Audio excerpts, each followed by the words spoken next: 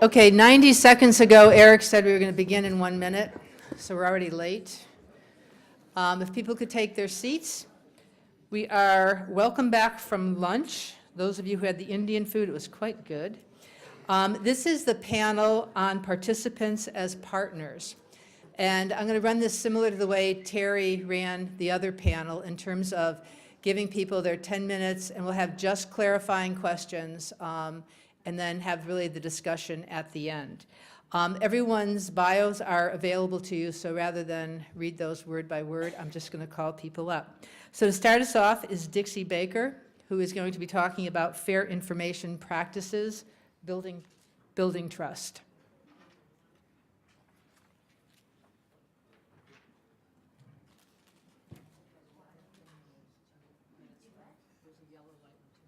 Oh, okay. Yellow light when 2 minutes are up. Let me get some water. I have had a flu that everybody else has.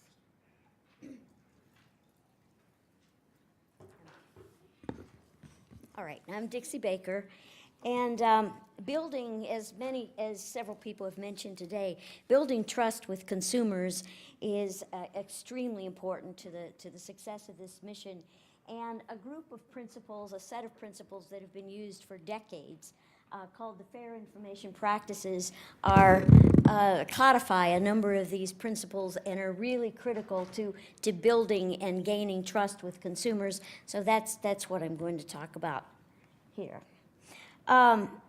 You can, by looking at what consumers, the services and products that consumers buy and what they care about, you can tell that the consumer of today isn't exactly like the consumer of the past.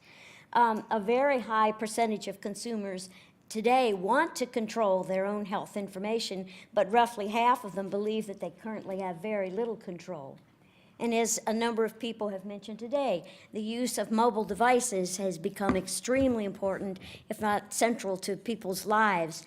As of January of last year, about a third of all U.S. smartphone users used fitness and health apps. And by 2017, it's projected that about 30% of U.S. consumers will be wearing a device that tracks some health, how much they eat, how much they exercise, some kind of a Fitbit type of a measure. Over 500,000 people have directly purchased DNA testing services, and so far there's been no evidence of psychological harm, and there's been some evidence of positive behavior changes. A high percentage of consumers are concerned about privacy and security of their medical information. In fact, concern about privacy is the leading reason why people decide not to make their health information available for research. And interestingly, we know that consumers are willing to contribute their data and their biological samples to medical research when their permission is sought. If you ask them, they'll say yes. If you don't ask them, they'll push back. So security and transparency, the fair information practices principles are absolutely key to getting consumer engagement. Throughout this presentation, you'll see a number of footnotes, and I'll cite some literature, and all of my references are listed in the back if you're interested. This is a notional diagram that shows how the interaction between the availability of computable, clinical, and genomic data, which you see on the x-axis, and the computational power available. As we all know, the computational power available to us today, even at our fingertips, is just phenomenal. And increasingly, day by day, we're getting more and more computable clinical and clinical and genomic data available to us. The more data we have, the higher the computational power that's available, the more our medical knowledge expands, and the better quality of health care we're able to provide. At the same time, the more data that are available and the higher the computational power, the greater the risk to personal privacy. How do consumers deal with this? They push back. When consumers exert control by limiting the amount and the quality of data they make available to healthcare providers and to researchers. These fair information practices that I'm going to discuss briefly today help engender the kind of consumer trust and engagement that will reduce that barrier and enable consumers to become active participants in this enterprise.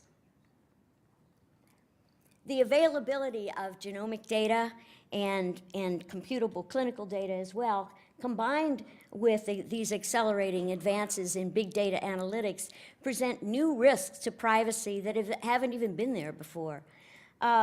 For example, DNA is inherently unique to an individual. In fact, a whole genome sequence is the ideal biometric identifier, which is one of the 18 data elements of identifiability defined by HIPAA, because it uniquely identifies the individual. And even without a name or a phenotypic link, DNA includes many clues for narrowing the identity possibilities. For example, the presence or absence of a Y chromosome reduces the possibilities about 50%. We also know that the availability of a zip code, the gender, and a birth date, using just these 3 data elements, we can identify approximately 60% of the US population. And I'm absolutely sure that if you have my birth date and my gender and my zip code, you will be able to identify me. Genomic information is everywhere. It can be found on objects as ubiquitous as a Starbucks coffee cup. And finally, genomic information poses a privacy risk not only to the individual, but to their families and to their siblings who may or may not have given consent. And finally, the accelerating advances in big data technologies that we use daily challenge the presumption that any data can be de-identified. The Fair Information Practices, or FIPs, have been used for over 4 decades throughout the world, literally throughout the world, to guide the development of regulation and law around individual privacy and the protection of identifiable information, not only in health, but in other areas as well. They were first introduced in 1973 by the then Department of Health, Education, and Welfare in a report called Records, Computers, and the Rights of Citizens.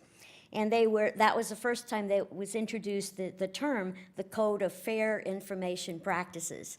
And about the same time, a similar code, referred to as the same thing, was introduced in the UK. So it was not really clear who came up with it first, but we both came up with it around 1973.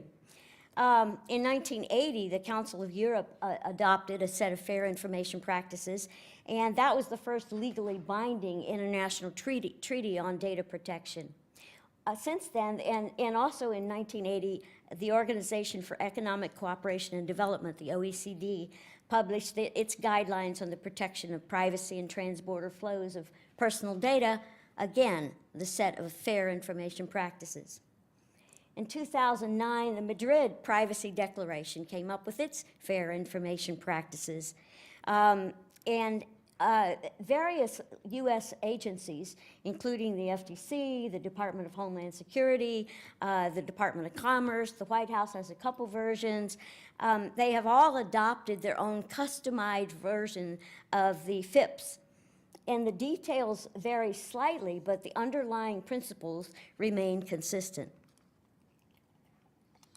In fact, in 2012, Graham Greenleaf did a study of all of the instantiations of the fair information practices principles that had been published. And he found that across all of them, that there were 10 consistent principles that were present.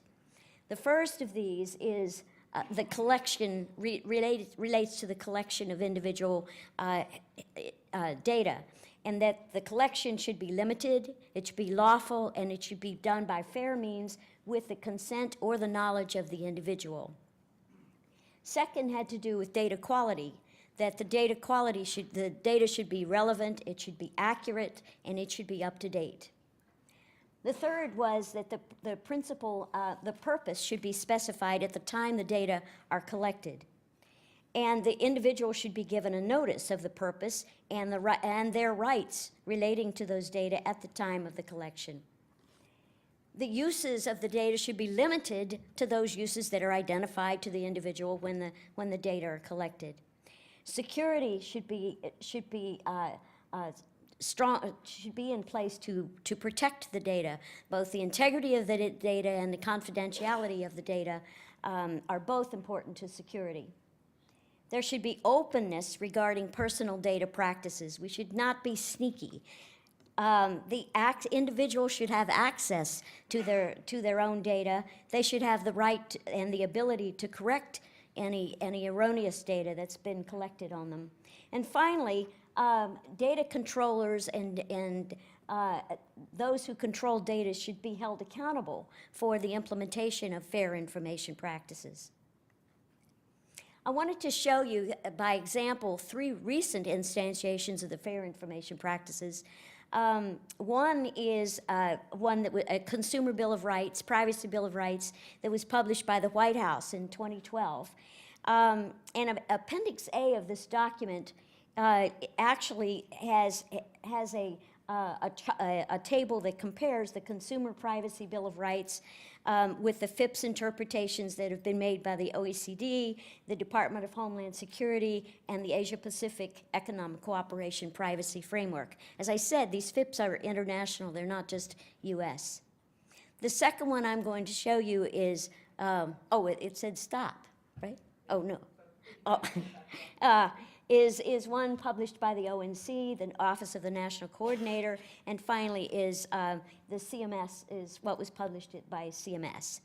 And you can look at these on your own. You can just see that on the left is the principles, the 10 principles. The other 3 columns show how each of these, the sections that address each of these principles, but they're consistent across all of them. These are some examples. By training, I'm a computer scientist. I'm a computer person. I'm not an ethicist. But I wanted to show you some examples of how we can implement fair information practices in our technology. The first one really has to do with more how we need to communicate with consumers. And we need to communicate them not only the risks of sharing their information, but the benefits as well to both them and their families and society at large. And we need to recognize that values are dynamic. They change. So you can't getting a consent once and then locking it in place forever makes no sense, because when individual circumstances change, their health circumstances, their family circumstances change, they need the opportunity to change their minds. These best practices, consumer technology today is extremely invasive and surreptitious. If any of you have downloaded the Disconnect plugin for your browser, and if you haven't done this, I would suggest you do it. Download the Disconnect plugin, and you'll see all of the sites that are gathering information from the page that you're looking at, surreptitiously, without your knowledge. As we move forward, we need to avoid using these surreptitious technologies to collect information about people and labeling it service improvement or individual customization. It's surreptitious and it's sneaky, and people will push back. Secondly, we want to assure that consumer portals and web apps will run on private and safe platforms and private and safe browser platforms like White Hat Aviator, which is an extremely secure browser. Like when I turn on Don't Track Me, then don't track me. If I disable third-party cookies or I disable iframes, the application should still run. We need to educate consumers on the risks and benefits. And finally, I wanted to mention, because there's a lot of talk today about mobile platforms today are not secure. And we need to need to design apps to minimize the exposure and the persistence of private information on mobile devices that are incapable of protecting it. Clouds are way better places to persist data than a mobile device. And finally, I want to reiterate that we need to avoid surprises. consumers don't like to be surprised. And if you don't believe me, ask the National Health Service in England, or ask the Texas Infant Blood Spot, Texas Health Services about the infant blood spot program there, or ask Cal Index about their experience. We will get pushback unless we are very much aware of fair information practices and that we practice those principles as we move forward. Thank you.